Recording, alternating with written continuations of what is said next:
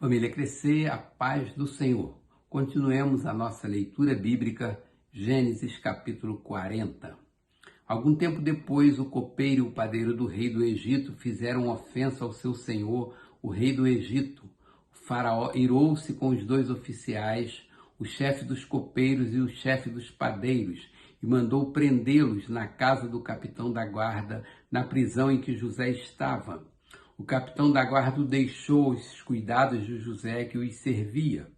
Depois de certo tempo, o copeiro e o padeiro do rei do Egito, que estavam na prisão, sonharam. Cada um teve um sonho, ambos na mesma noite, e cada sonho tinha a sua própria interpretação. Quando José foi vê-los na manhã seguinte, notou que estavam abatidos. Por isso perguntou aos oficiais do faraó, que também estavam presos na casa do seu senhor: por que hoje vocês estão com um semblante triste? Eles responderam: tivemos sonhos, mas não há quem os interprete. Disse-lhe José: não são de Deus as interpretações? Contem-me os sonhos. Então o chefe dos copeiros contou o seu sonho a José. Em meu sonho vi diante de mim uma videira, com 3 ramos. Ela brotou, floresceu e deu uvas que amadureciam em cachos. A taça do faraó estava em minha mão. Peguei as uvas e as espremi na taça do faraó e a entreguei em sua mão. Disse-lhe José: esta é a interpretação. Os 3 ramos são 3 dias. Dentro de 3 dias o faraó virá exaltá-lo e restaurá-lo à sua posição, e você servirá a taça na mão dele, como costumava fazer quando era seu copeiro. Quando tudo estiver indo bem com você, lembre-se de mim e seja bondoso comigo. Fale de mim ao faraó e tire-me desta prisão, pois fui trazido à força da terra dos hebreus e também aqui nada fiz para ser jogado neste calabouço. Ouvindo o chefe dos padeiros essa interpretação favorável, disse a José: eu também tive um sonho. Sobre a minha cabeça havia 3 cestas de pão branco.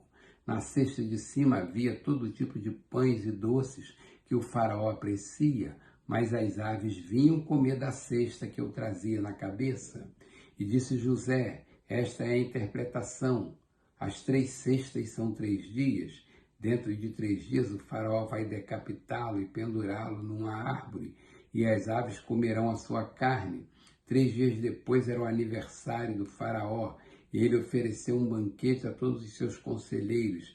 Na presença deles, reapresentou o chefe dos copeiros e o chefe dos padeiros. Restaurou a sua posição o chefe dos copeiros, de modo que ele voltou a ser aquele que servia a taça do faraó, mas ao chefe dos padeiros mandou enforcar, como José lhe dissera em sua interpretação. O chefe dos copeiros, porém, não se lembrou de José, ao contrário, esqueceu-se dele. Ao final de 2 anos, o faraó teve um sonho. Ele estava em pé junto ao rio Nilo, quando saíram do rio 7 vacas belas e gordas, que começaram a pastar entre os juncos. Depois saíram do rio mais 7 vacas feias e magras, que foram para junto das outras à beira do Nilo. Então as vacas feias e magras comeram as 7 vacas belas e gordas. Nisso o faraó acordou, tornou a adormecer e teve outro sonho. 7 espigas de trigo graúdas e boas cresciam no mesmo pé. Depois brotaram outras 7 espigas, mirradas e ressequidas pelo vento leste. As espigas mirradas engoliram as 7 espigas graúdas e cheias. Então o faraó acordou. Era um sonho. Pela manhã, perturbado, mandou chamar todos os magos e sábios do Egito e lhes contou os sonhos, mas ninguém foi capaz de interpretá-los. Então o chefe dos copeiros disse ao faraó: hoje me lembro de minhas faltas. Certa vez o faraó ficou irado com 2 de seus servos e mandou prender-me junto com o chefe dos padeiros na casa do capitão da guarda. Certa noite, cada um de nós teve um sonho, e cada sonho tinha uma interpretação. Pois bem, havia lá conosco um jovem hebreu, servo do capitão da guarda. Contamos a ele os nossos sonhos e ele os interpretou, dando a cada um de nós a interpretação do seu próprio sonho. E tudo aconteceu conforme ele nos dissera. Eu fui restaurado à minha posição e o outro foi enforcado. O faraó mandou chamar José, que foi trazido depressa do calabouço. Depois de se barbear e trocar de roupa, apresentou-se ao faraó. O faraó disse a José: tive um sonho que ninguém consegue interpretar, mas ouvi falar que você, ao ouvir um sonho, é capaz de interpretá-lo. Respondeu-lhe José: isso não depende de mim, mas Deus dará ao faraó uma resposta favorável. Então o faraó contou o sonho a José. Sonhei que estava em pé à beira do Nilo, quando saíram do rio 7 vacas, belas e gordas, e começaram a pastar entre os juncos. Depois saíram outras 7, raquíticas, muito feias e magras. Nunca vi vacas tão feias em toda a terra do Egito. As vacas magras e feias comeram as 7 vacas gordas que tinham aparecido primeiro. Mesmo depois de havê-las comido, não parecia que o tivessem feito, pois continuaram tão magras como antes. Então acordei. Depois tive outro sonho. Vi 7 espigas de cereal cheias e boas, que cresciam no mesmo pé.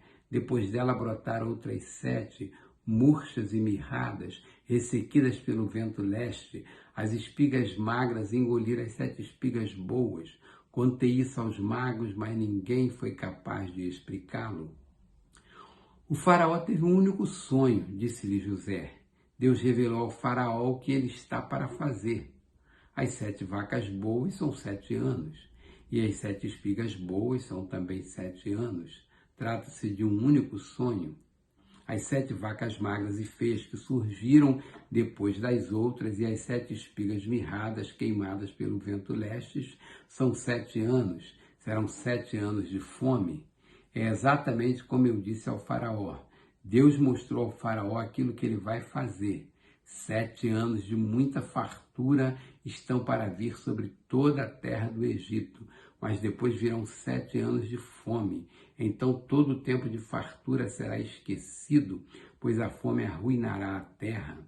A fome que virá depois será tão rigorosa que o tempo de fartura não será mais lembrado na terra. O sonho veio ao faraó 2 vezes, porque a questão já foi decidida por Deus, que se apressa em realizá-la. Procure agora o faraó, um homem criterioso e sábio, e ponha-o no comando da terra do Egito. O faraó também deve estabelecer supervisores para recolher 1/5 da colheita do Egito durante os 7 anos de fartura. Eles deverão recolher o que puderem nos anos bons que virão e fazer estoque de trigo, que sob o controle de Faraó serão armazenados nas cidades. Esse estoque servirá de reserva para os 7 anos de fome que virão sobre o Egito, para que a terra não seja arrasada pela fome.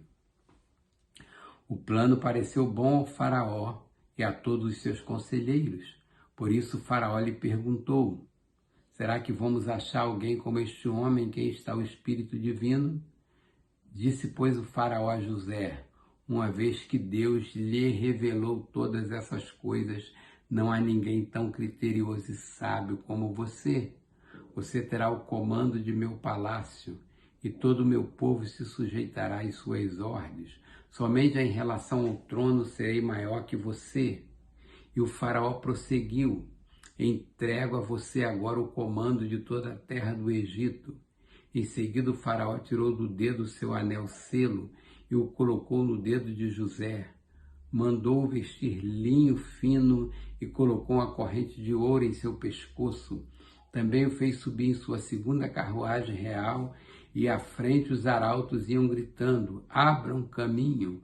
Assim José foi posto no comando de toda a terra do Egito. Disse ainda o faraó a José: eu sou o faraó, mas sem a sua palavra ninguém poderá levantar a mão nem o pé em todo o Egito. O faraó deu a José o nome de Zafenate-Paneia e lhe deu por mulher Azenate, filha de Potífera, sacerdote de On. Depois José foi inspecionar toda a terra do Egito. José tinha 30 anos de idade quando começou a servir ao faraó, rei do Egito. Ele se ausentou da presença do faraó e foi percorrer todo o Egito.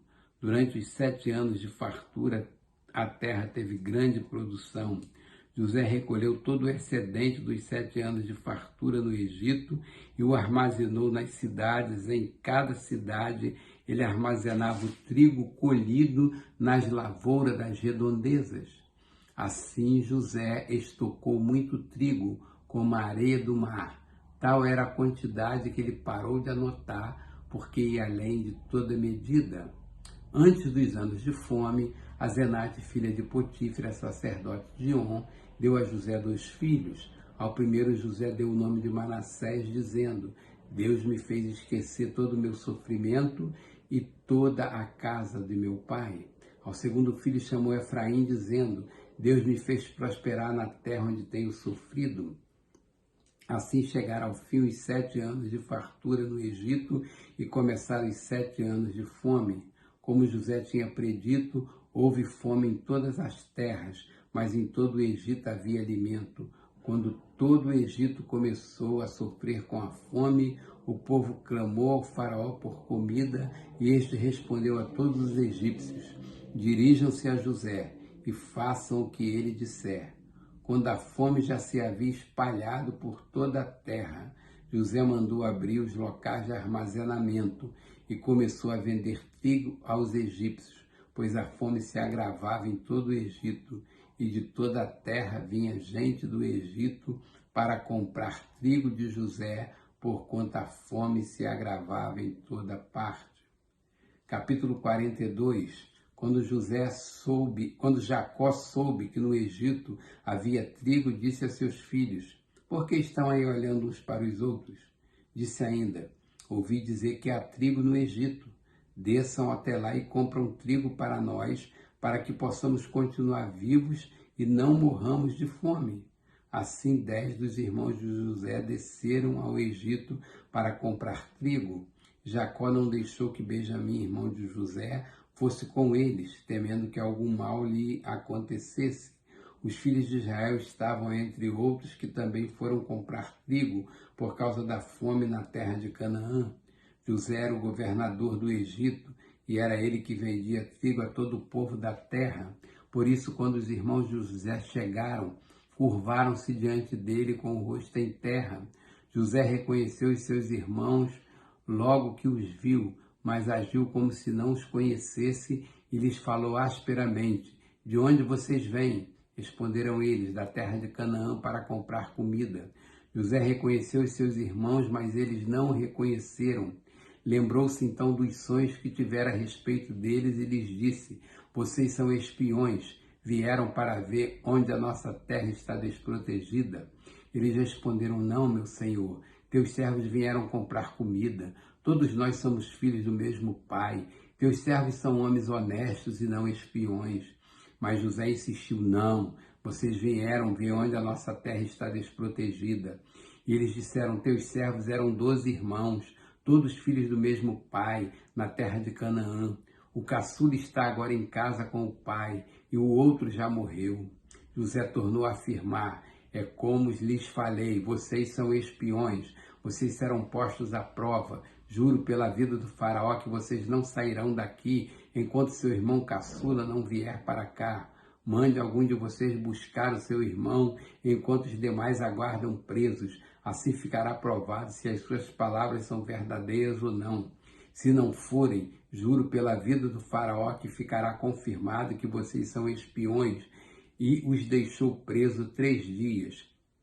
No 3º dia, José lhes disse: Eu tenho temor de Deus. Se querem salvar a sua vida, faça o seguinte: se vocês são homens honestos, deixa um dos seus irmãos aqui na prisão, enquanto os demais voltam levando trigo para matar a fome das suas famílias. Tragam-me, porém, o seu irmão caçula, para que se comprove as suas palavras e vocês não tenham que morrer. Eles se prontificaram a fazer isso e disseram uns aos outros: Certamente estamos sendo punidos pelo que fizemos a nosso irmão. Vimos como ele estava angustiado quando nos implorava por sua vida, mas não lhe demos ouvido. Por isso nos sobreveio esta angústia. Rúben respondeu: eu não lhes disse que não maltratasse o menino, mas vocês não quiseram me ouvir. Agora teremos que prestar contas do seu sangue. Eles, porém, não sabiam que José podia compreendê-los, pois ele lhes falava por meio de um intérprete.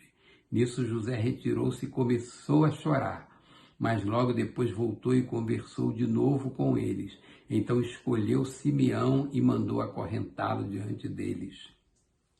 Em seguida José deu ordem para que enchessem de trigo suas bagagens, devolvesse a prata de cada um deles, colocando-a nas bagagens, e lhe dessem mantimento para a viagem. E assim foi feito. Eles puseram a carga de trigo sobre os seus jumentos e partiram. No lugar onde pararam para pernoitar, um deles abriu a bagagem para pegar a forragem para o seu jumento e viu a prata na boca da bagagem e disse aos seus irmãos: devolver a minha prata, está aqui em minha bagagem. Tomados de pavor em seu coração e tremendo, disseram uns aos outros: que é isto que Deus fez conosco? Ao chegar à casa de seu pai Jacó, na terra de Canaã, relataram-lhe tudo o que lhes aconteceram, dizendo: o homem que governa aquele país falou asperamente conosco e nos tratou como espiões. Mas nós lhe asseguramos que somos homens honestos e não espiões. Dissemos também que éramos 12 irmãos, filhos do mesmo pai, e que um já havia morrido, e que o caçula estava com o nosso pai em Canaã. Então o homem que governa aquele país nos disse: vejamos se vocês são honestos. Um dos seus irmãos ficará aqui comigo, e os outros poderão voltar e levar mantimentos para matar a fome das suas famílias. Tragam-me, porém, o seu irmão caçula, para que eu comprove que vocês não são espiões, mas sim homens honestos. Então lhes devolverei o irmão e os autorizarei a fazer negócio nesta terra. Ao esvaziar as bagagens, dentro da bagagem de cada um estava a sua bolsa cheia de prata. Quando eles e seu pai viram as bolsas cheias de prata, ficaram com medo. E disse seu pai Jacó: vocês estão tirando meus filhos de mim. Já fiquei sem José, agora sem Simeão, e ainda querem levar Benjamim. Tudo está contra mim. Então Rúben disse ao pai: pode matar meus 2 filhos, se eu não o trouxer de volta. Deixe aos meus cuidados, eu o trarei. Mas o pai respondeu: meu filho não descerá com vocês.